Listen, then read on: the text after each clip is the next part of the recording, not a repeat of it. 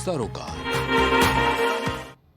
नमस्कार, मैं हूं आपके साथ प्रिया तिवारी और आप देख रहे हैं प्राइम टीवी। वैश्विक मंच पर अपनी इज्जत बचाने की तमाम कोशिशों के बाद भी पाकिस्तान की पूरे विश्व में जमकर फजीहत हो रही है और इस फजीहत का कारण कोई और नहीं बल्कि उनके अपने ही देश के लड़ाके हैं जिन्हें पूरी दुनिया बलूच लिबरेशन आर्मी के नाम से जानती है। दरअसल हाल ही में एक बार फिर बलोच लड़ाके खुलकर पाकिस्तान के विरोध में आ गए और उन्होंने जावर एक्सप्रेस नाम की एक ट्रेन को हाईजैक कर लिया है। यह मुद्दा पूरी दुनिया में चर्चा का विषय बना हुआ है, लेकिन पाकिस्तान सरकार के लिए शर्मनाक यह है कि जहां एक तरफ वो कैदियों को छुड़ाने का दावा कर रही है, वहीं बलोचों का दावा है कि उन्होंने अब तक 214 बंधकों की जान ले ली है। बलोच लड़ाके लगातार बयान जारी कर रहे हैं और पाकिस्तान को शर्मिंदा करने वाली नई जानकारी सामने ला रहे हैं। फिलहाल यह पहली बार नहीं है जब पाकिस्तान और बलूचिस्तान के बीच इस तरह का संघर्ष देखने को मिल रहा है। दरअसल पाक बलोच के संघर्ष का यह इतिहास काफी ज्यादा पुराना है। 1947 में भारत और पाकिस्तान का बंटवारा होने के बाद से ही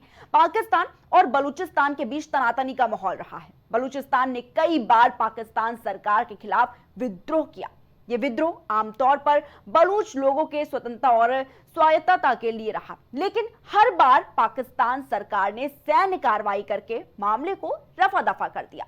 पाकिस्तान और बलूचिस्तान के बीच इस खूनी संघर्ष की चिंगारी पाकिस्तान के गठन के बाद से ही भड़क गई थी। दरअसल जब बलूचिस्तान को पाकिस्तान में शामिल किया गया तो यह एक विवाद का कारण बना। इस दौरान कुछ प्रमुख बलूच नेताओं ने पाकिस्तान के खिलाफ विद्रोह शुरू कर दिया, लेकिन 1948 में पाकिस्तान ने बलूचिस्तान पर सैन्य कार्रवाई की और इसे पाकिस्तान का हिस्सा बना लिया। जिसके बाद 1958 में पाकिस्तान के पहले सैन्य शासक जनरल आयूब खान ने पाकिस्तान में एक नई संविधान व्यवस्था लागू की और फिर बलोचों का विद्रोह देखने को मिला, लेकिन नतीजा वही, पाकिस्तान की सैन्य कार्रवाई। कुछ दिनों तक मामला शांत रहने के बाद 1970 के दशक में जब पाकिस्तान में जुल्फिकार अली भुट्टो की सरकार थी, बलूचिस्तान में एक बड़ा विद्रोह हुआ। यह विद्रोह मुख्य रूप से संसदीय प्रतिनिधित्व की कमी और सांस्कृतिक और राजनीतिक स्वतंत्रता की मांग को लेकर था। 1973 में पाकिस्तान सरकार ने बलूचिस्तान में सैन्य ऑपरेशन शुरू किया।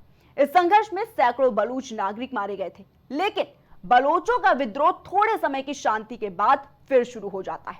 2000 के दशक के अंत से लेकर आज तक बलूचिस्तान में विद्रोह की घटनाएं लगातार जारी हैं। कई आतंकवादी संगठन और बलूच स्वतंत्रता संगठनों ने पाकिस्तान के खिलाफ हमले किए और बलूचिस्तान में सेना और सुरक्षा बलों के साथ लगातार संघर्ष होता रहा, जिसमें पाकिस्तान के सुरक्षा बलों के खिलाफ असैन्य हमले, आत्मघाती हमलावरों की गतिविधियां और बलूच राष्ट्रीय आंदोलन से जुड़ी हिंसक घटनाएं जो है वो शामिल है। फिलहाल ट्रेन हाईजैक मामले को लेकर पाक और बीएलए आमने सामने हैं। दोनों एक दूसरे के दावों को खारिज कर रहे हैं, लेकिन बीएलए द्वारा जारी किया गया वीडियो, पाक सरकार द्वारा भेजे गए ताबूत और कुछ चश्मदीदों की गवाही ये साफ इशारा करती है कि पाक सरकार अपने दावों से महज अपनी साख बचाने का प्रयत्न कर रही है। उससे भी बड़ी बात यह है कि पाक लड़ाके केवल ट्रेन के हाईजैक तक ही सीमित नहीं है, बल्कि वो पाक सैनिकों पर भी हमला बोल रहे हैं। उन्होंने ऑपरेशन में शामिल कई सैनिकों की तो जान ली है, बल्कि बम धमाका करके पाकिस्तानी सेना के काफिले को भी उड़ा दिया। यह वही पाकिस्तान है जो चाहता था कि चैंपियंस ट्रॉफी खेलने के लिए भारतीय टीम उनके मुल्क जाए, जो अपने यात्रियों और अपने सैनिकों की सुरक्षा करने में नाकाम है। वो भारतीय खिलाड़ियों की सुरक्षा की गारंटी ले रहे थे। फिलहाल मामले में आगे क्या नया मोड़ आता है, ये देखने वाली बात होगी। फिर तो बताना चाहेंगे कि लगातार भड़क रही है चिंगारी और पाकिस्तान के बलूचिस्तान में जिस तरीके से ये आत्मघाती हमले हो रहे हैं, इसको लेकर भी कई तरह के जो दावे हैं वो किए जा रहे हैं। साथ ही आपको बताना चाहेंगे कि जो ट्रेन हाईजैक का मामला था उसमें 214 जो यात्री हैं वो भी घायल बताए जा रहे हैं। साथ ही बलूचिस्तान का अटैक जो है वो काफी ज्यादा चर्चाओं में नजर आ रहा है। लगातार आपने भी देखा होगा कि सोशल मीडिया पर किस तरह की जो तस्वीरें हैं वो सामने निकल कर आए। कई बड़े बड़े दावे जो हैं वो भी पाकिस्तान की तरफ से किए गए और उसके बाद इस तरीके की जो घटना होती है वो वाकई में एक बड़ा सवाल जो है वो खड़ी करती हुई नजर आती है। फिलहाल इतना ही, आप देखते रहिए प्राइम टीवी।